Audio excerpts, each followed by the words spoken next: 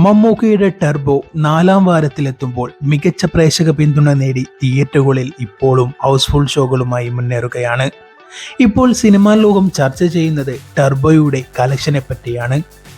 4 ദിവസം കൊണ്ട് 52 കോടിയിലേറെ കളക്ട് ചെയ്ത ചിത്രം 22 ദിവസങ്ങൾ പിന്നിടുമ്പോൾ എത്ര കോടി നേടി?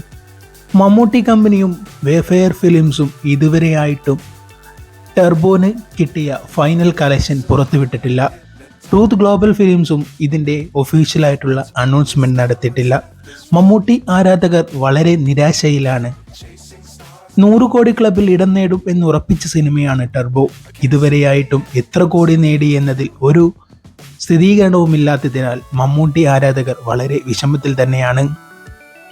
സോഷ്യൽ മീഡിയയിൽ ഇപ്പോൾ ടർബോന്റെ കളക്ഷനെ പറ്റി തന്നെയാണ് ചർച്ച നടക്കുന്നത്. 4 ദിവസം കൊണ്ട് 52 കോടിയിലധികം കളക്ട് ചെയ്ത ചിത്രം 22 ദിവസങ്ങൾ പിന്നിടുമ്പോൾ 100 കോടിക്ക് മുകളിൽ കളക്ട് ചെയ്തു എന്ന പ്രതീക്ഷയിലാണ് മമ്മൂട്ടി ആരാധകർ. എല്ലാ സിനിമാ പ്രേക്ഷകരും ഇപ്പോൾ ഉറ്റുനോക്കുന്നത് ടർബോയുടെ ഒഫീഷ്യലായിട്ടുള്ള കളക്ഷൻ വിവരങ്ങൾക്കാണ്. എന്നാൽ മമ്മൂട്ടി കമ്പനി നിർമ്മിക്കുന്ന മമ്മൂട്ടിയുടെ മിക്ക ചിത്രങ്ങളുടെയും കളക്ഷൻ അവർ പുറത്തുവിടാറില്ല. ഫൈനൽ കളക്ഷൻ മമ്മൂട്ടിയുടെ സിനിമയ്ക്ക് പുറത്തുവിടാത്തതിനാൽ തന്നെ എത്ര കോടി നേടി എന്നുള്ളതിൽ മലയാള സിനിമാ പ്രേക്ഷകർ ആശയക്കുഴപ്പത്തിലാണ്. ഇതിനു മുന്നേ ഇറങ്ങിയ Kannur squad, Bheeshma Parvam, great father അങ്ങനെ ഒരുപാട് ചിത്രങ്ങളുണ്ട് ഒഫീഷ്യലായിട്ടുള്ള ഫൈനൽ കളക്ഷൻ പുറത്തുവിടാത്തത്. ആ കൂട്ടത്തിലാണ് ടർബോയും എന്ന് നമുക്ക് കരുതേണ്ടി വരും.